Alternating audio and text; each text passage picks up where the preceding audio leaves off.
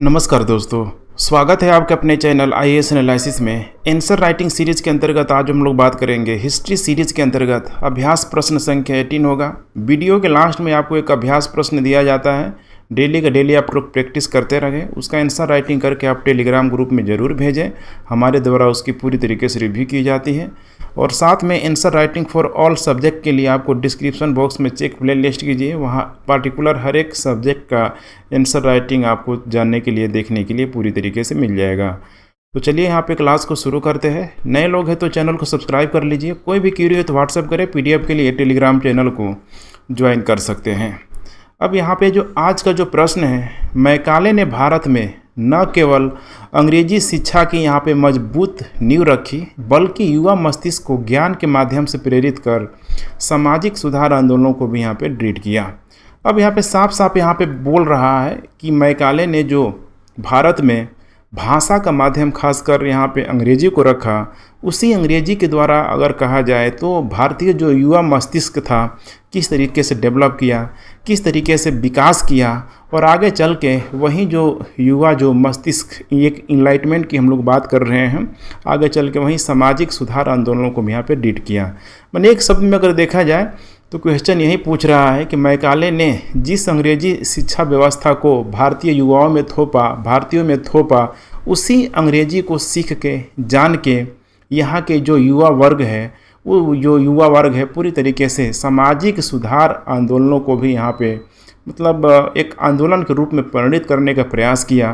भारतीय समाज में जो भी बुराइयाँ थी उन बुराइयों को हटाने का प्रयास किया। इसी को यहाँ पे चर्चा करना है।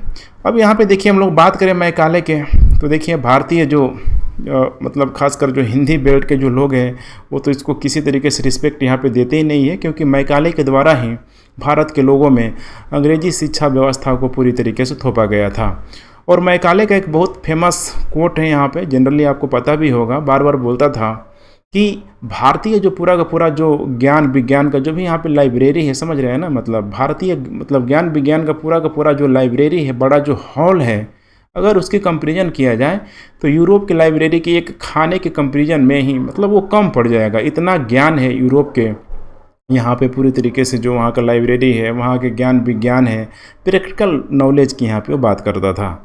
अब यही आपको समझना है कि क्या अगर मैकाले यहाँ पे अंग्रेजी शिक्षा व्यवस्था को थोप रहा है, भारत पे अप्लाई कर रहा है, तो क्या वो इस सेंस में थोपने का प्रयास कर रहा है कि भारत के लोग विद्वान हो जाए, भारत के लोग पूरी तरीके से जानकार हो जाए, या फिर भारतीय जो युवा वर्ग है यहाँ पे ज्ञान विज्ञान को मैंने ज्ञान विज्ञान से पूरी तरीके से अपने आप को कनेक्ट कर पाए। तो चीज़ों का आपको समझना है यहाँ पे, क्योंकि आपको समझना है कि एक और फेमस कोट है कि अंग्रेज़ों की बार बार यही महत्वाकांक्षा थी कि हमें भारत में एक ऐसा मिडिल वर्ग का यहाँ पे पूरी तरीके से विकास करना है, तैयार करना है, जो रंग रूप में पूरी तरीके से भारतीय हो, लेकिन आचार विचार में पूरी तरीके से अंग्रेज हो। अर्थात जो भी ब्रिटिश, जो ध्यान रखिएगा, औद्योगिकरण से जो भी वस्तुएं यहाँ पे भारत में खासकर आयातित हो रही है, उन वस्तुओं के लिए उनको एक बड़ा बाज़ार चाहिए था। और ऐसा जो बाज़ार है, अगर भारत में एक मिडिल वर्ग का यहाँ पे विकास कर दिया जाए तो यहाँ पे ज़्यादा बेहतर होगा। लेकिन वो मिडिल वर्ग का विकास कैसे होगा, सोचिए। उसका सबसे बड़ा अगर श्रेय दिया जाना चाहिए तो इस भाषा को ही यहाँ पे दिया जाना चाहिए, क्योंकि ये जब तक भाषा नहीं आएगी तो फिर यहाँ पे क्लर्क जैसे जो भी पोस्ट होगा, ठीक है, या फिर अंग्रेज़ों के चाटुकार जैसे यहाँ पे होगा, जो भी आप कह लीजिए यहाँ पे, वैसे यहाँ पे लोग यहाँ पे निकल के नहीं आएंगे। लेकिन क्वेश्चन का जो एस्पेक्ट है यहाँ पे कि सामाजिक सुधार आंदोलनों को भी ड्रीड किया, इसीलिए कोशिश यही करना है कि जितने भी उस समय अंग्रेजी शिक्षा को प्राप्त करके, चाहे हम लोग रविंद्रनाथ टैगोर की बात करें, चाहे हम लोग, ठीक है, जो भारतीय पुनर्जागरण के दूत अग्रदूत राजा राम मोहन राय की बात करें, आने वाले दिनों में, ठीक है, चाहे हम लोग स्वामी विवेकानंद की बात करें, तो ऐसे बहुत सारे जो लोग हैं, देखिए इन लोगों ने खासकर अंग्रेजी शिक्षा को अच्छे तरीके से पढ़ के समझ के मतलब पूरी तरीके से जो कर सकते हैं ना कि भारतीय जो पुनर्जागरण के जो अग्रदूत के रूप में ये लोग अपने आप को स्टेबलाइज किया। फिर उनको लगा कि हमारे समाज में जो मौजूद जो बुराइयां हैं उसको यहाँ पे दूर करना यहाँ पे ज़रूरी है, और यही दौर यहाँ पे चल पड़ा। लेकिन दूसरा एस्पेक्ट बहुत कम आपको दिखाना होगा, मैकाले के निगेटिविटी जैसे चीज़ों को भी आप निष्कर्ष वगैरह में दिखा सकते हैं, आपका आंसर पूरी तरीके से यहाँ पे बैलेंस हो जाएगा। तो चलिए इसका हम लोग फ्रेमिंग करने का प्रयास करते हैं। सबसे पहले बात करते हैं हम लोग सिनॉप्सिस पे। तो यहाँ पे सबसे पहले भूमिका में आपको मैकाले का जो घोषणा जो पत्र था उसका जो उद्देश्य था उन उद्देश्यों को दिखा देना है, ताकि बहुत क्रिस्टल क्लियर हो जाए कि आखिर वो घोषणा पत्र यहाँ पे क्या था। उसके बाद यहाँ पे देखिए तत्कालीन समाज में जो व्याप्त जो रूढ़ियाँ थी, अब यही समझना है जो व्याप्त रूढ़ियाँ, चाहे हम लोग बात कर लें सती प्रथा की बात कर लें, ठीक है, या फिर जो विधवा विवाह बहु विवाह जो मतलब उस समय नहीं होता था। तो जो भी यहाँ पे तत्कालीन जो बुराइयाँ थी, रूढ़िवादियाँ थी, देखिए पश्चिमी ज्ञान के प्रभाव के आने के बाद से कैसे धीरे धीरे ये टूटने लगा, इसको आपको दिखाना है। और यहाँ पे आपको ना चाहते हुए भी बहुत सारे जो भारत के जो ध्यान रखिएगा जो विद्वान थे, मैं बार बार बोल रहा हूँ, पुनर्जागरण वाले जो लोग थे यहाँ पे, उनको यहाँ पे बताना होगा कि किन्होंने मतलब किनके द्वारा कौन कौन सा कार्य यहाँ पे किया गया। उसके बाद यहाँ पे आंदोलनों का कारण देखिए अंग्रेजी शिक्षा पद्धति को यहाँ पे दिखाना होगा, क्योंकि फाइनली जो अंग्रेजी शिक्षा पद्धति है यही तो पूरी तरीके से सक्सेसफुल होती है, जिसकी वजह से समाज में व्याप्त रूढ़ियाँ पूरी तरीके से कमज़ोर पड़ने लग जाती हैं। और लास्ट में आपको निष्कर्ष में, ठीक है, मैंने बताया था जैसे जो भी 5 से 10% जो भी निगेटिविटी जैसे चीज़ों को यहाँ पे दिखा सकते हैं कि मैकाले अगर ऐसा कर रहा है तो इसीलिए नहीं कर रहा है कि जो भारतीय लोग हैं पूरी तरीके से ज्ञान विज्ञान से युक्त हो जाए, बिल्कुल पुनर्जागरण से युक्त हो जाए, बल्कि कहीं न कहीं वो अपने स्वार्थ के लिए कर रहा है, जैसे कि रेलवे के संदर्भ में भी यहाँ पे बोला जाता है। तो चलिए हम लोग अब आंसर राइटिंग करने का प्रयास करते हैं। तो सबसे पहले बात करते हैं हम लोग भूमिका के कि भारतीय इतिहास में देखिए मैकाले द्वारा प्रस्तुत स्मरण पत्र का महत्वपूर्ण स्थान है। 2 फरवरी 1835 यही वो हिंदी मीडियम वालों के लिए काला दिन है। 2 फरवरी 1835 को पेश किए गए इस स्मरण पत्र से यह विवाद लगभग खत्म हो गया कि भारतीयों के लिए प्राच्य भाषा में शिक्षा की व्यवस्था की जाए या आधुनिक यूरोपीय भाषाओं में। चूँकि आंग्लवादी वर्सेस प्राच्यवादी डिबेट बहुत लंबे समय तक चला, ठीक है, और फाइनली इसमें आंग्लवादियों की जीत हुई और प्राच्यवादियों की पूरी तरीके से यहाँ पे हार हो गई। भारतीयों के लिए देखिए यहाँ पे विचार एवं संस्कृति का निर्माण यूरोपीय भाषाओं के आधार पर निश्चित होना अब स्वाभाविक हो गया कि जो भी है यहाँ पे खासकर भारत का जो एजुकेशन सिस्टम है इसमें अंग्रेजी भाषा को पूरी तरीके से ध्यान रखिएगा शामिल कर लिया गया, अर्थात यूरोपीय ज्ञान विज्ञान को धीरे धीरे इसमें शामिल किया जाने का प्रयास किया जाने लगा। इसके अलावा इस नवीन अंग्रेजी शिक्षा पद्धति ने देखिए प्रगतिशील यूरोपीय विचारों तक भारतीयों की पहुंच बनाकर उनमें एक वैज्ञानिक तर्कवादी दृष्टिकोण को जन्म दिया, जिसका परिणाम स्वरूप धार्मिक सुधार आंदोलन के रूप में प्रकट हुआ। और ये सिर्फ धार्मिक सुधार आंदोलन के रूप में प्रकट नहीं हुआ, बल्कि इसमें भी एक कोटेशन है, जैसे कि पश्चिमी, ध्यान रखिएगा, ठीक है, पश्चिमी हथौड़े ने, ध्यान रखिएगा, पश्चिमी हथौड़े ने पश्चिम के जंजीरों को तोड़ दिया। अर्थात जब भारतीय लोगों में जब अंग्रेजी जैसे जो भी यहाँ पे, ठीक है, एक से एक यहाँ पे लिटरेचर हो गया, फिलॉसफी हो गया, साइंस हो गया, इन सारे चीज़ों को जब भारतीय लोग भी पढ़ रहे हैं तो उनको भी तो समझ में आ रहा है कि हमारे साथ अंग्रेज़ों के द्वारा यहाँ पे क्या किया जा रहा है। इसीलिए यहाँ पे बोला जाता है कि देन किसकी है, तो पश्चिमी हथौड़े की, मतलब पश्चिमी देन है यहाँ पे हथौड़ा के रूप में जो इंग्लिश भाषा दिया गया। और उसी इंग्लिश भाषा को पढ़ लिख के समझ के देखिए भारत में धीरे धीरे एक जन आंदोलन के रूप में डेवलपमेंट यहाँ पे होना शुरू हुआ। चाहे हम लोग गांधी की ही बात करें, देखिए गांधी को इंग्लिश कितनी अच्छी आती थी। तो इन सारी चीज़ों को आपको समझना है, ध्यान रखना है। फाइनली अब आइए हम लोग बात करते हैं यहाँ पे बॉडी लाइन पे। अब बॉडी लाइन में देखिए यहाँ पे 1835 के आसपास भारत में सामाजिक आंदोलन का दौर शुरू हो चुका था। 1829 में ऑलरेडी देख पा रहे हैं यहाँ पे राजा राम मोहन राय के प्रयासों से विधवा विवाह अधिनियम पारित हो चुका था। आपको ध्यान देना है ना, राजा राम मोहन राय, इन्हीं को देखिए, ठीक है, पूर्व और पश्चिम का सेतु के रूप में बोला जाता है, या फिर भारतीय पुनर्जागरण के अग्रदूत यहाँ पे बोला जाता है। बहुत सारे नाम हैं इनके। तो देखिए राजा राम मोहन राय, चूँकि यूरोप वगैरह में काफ़ी इनकी जो एजुकेशन मतलब कह सकते हैं कॉलेज वाला पढ़ाई सब इनकी यहाँ पे वहीं पे हुई थी। लेकिन यहाँ ये भी जानना जरूरी है कि राजा राम मोहन राय अंग्रेजी भाषा के यहाँ पे क्या थे, बहुत बड़े विद्वान थे।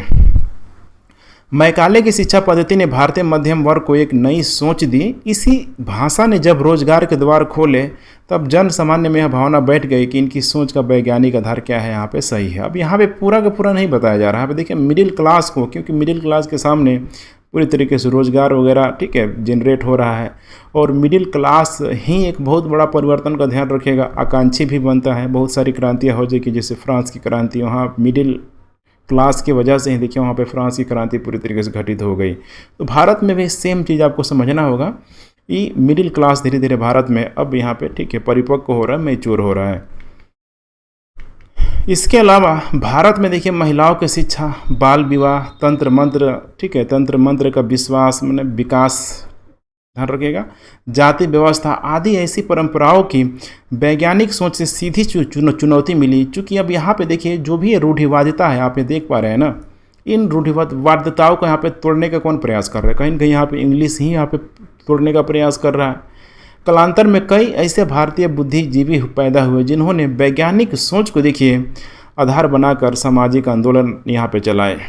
उसी तरीके से दयानंद एंग्लो वैदिक कॉलेज हो या सर सैयद अहमद खां का एंग्लो ओरिएंटल कॉलेज, सभी ने देखिए अंग्रेजी भाषा में उपलब्ध ज्ञान के आधार पर तत्कालीन सामाजिक ठीक है जो भी रूढ़िवादिता थी उसको चुनौती दी। 1891 में सम्मति आई अधिनियम पारित किया गया, जिसका तिलक जैसे कट्टर दक्षिणपंथियों ने विरोध भी किया। अब यहाँ पे ध्यान रखिएगा दक्षिणपंथियों की यहाँ पे बात की जा रही है, फिर भी यह अधिनियम सफलतापूर्वक यहाँ पे लागू हुआ। अब यही आपको समझना है कि सफलतापूर्वक लागू क्यों हुआ, क्योंकि एक बहुत बड़ी जो जनसंख्या है और ख़ासकर यहाँ पे अंग्रेज जो ऑलरेडी ऊपर बैठा हुआ है, किसी भी एक्ट को पारित करने का फाइनली तो ठीक है जो भी डिसीजन होता था उनके हाथ में होता था। तो कहीं कहीं आप देख पा रहे हैं कि कुछ अच्छा काम होता हुआ भी आपको नज़र आ रहा है।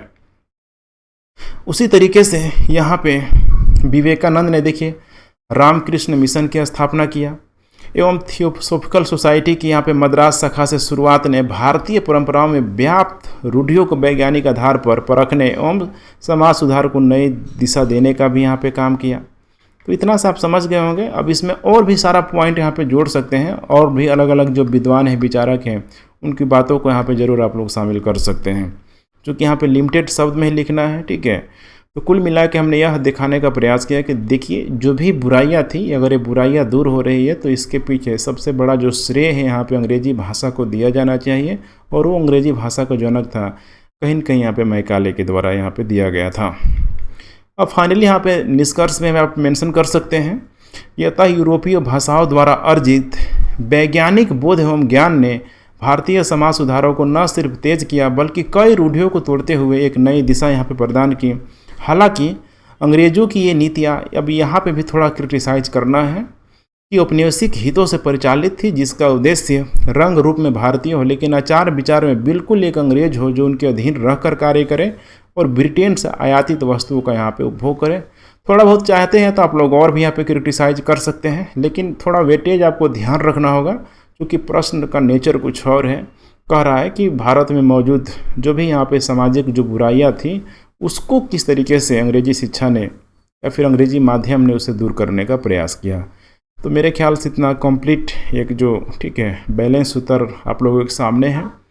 आज का जो प्रश्न है, अगर इंग्लैंड, फ्रांस और रूस एक साथ मिलकर शांति के पक्ष में खड़े हो जाते तो नाजी ताकतों को रोका जा सकता था, लेकिन फ्रांस और ब्रिटेन को हिटलर का ज़्यादा यहाँ पे ध्यान रखिएगा, मतलब हिटलर का साथ ज़्यादा पसंद था। बड़ा अच्छा प्रश्न है कि फ्रांस और ब्रिटेन को हिटलर का साथ ज़्यादा पसंद था, अर्थात यहाँ पे आप कह सकते हैं कि हिटलर ने ठीक है पूरी तरीके से फ्रांस और ब्रिटेन के पीठ में छुरा घोंप दिया।